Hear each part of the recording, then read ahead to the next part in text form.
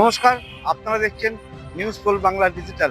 আমি পশুপতি দাস, বসিরহাট, উত্তর 24 পরগনা, বসিরহাট মহকুমার হাড়োয়া বিধানসভা, হাড়োয়া থানার খাসবারান্দা গ্রাম পঞ্চায়েতের শামলা গ্রামের ঘটনা। গতকাল রাতে পুলিশ সূত্রে খবর পায় যে মাকিবুর হোসেন বলে এক যুবক, তার বাড়িতে অস্ত্র রাখা আছে।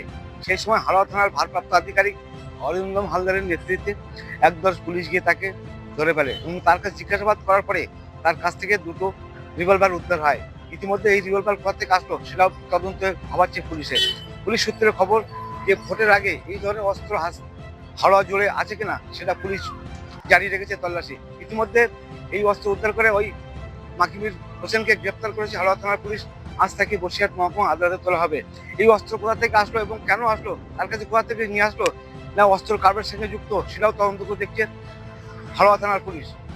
হাড়োয়া থেকে পশু দাসের report, News Pole Bangla digital.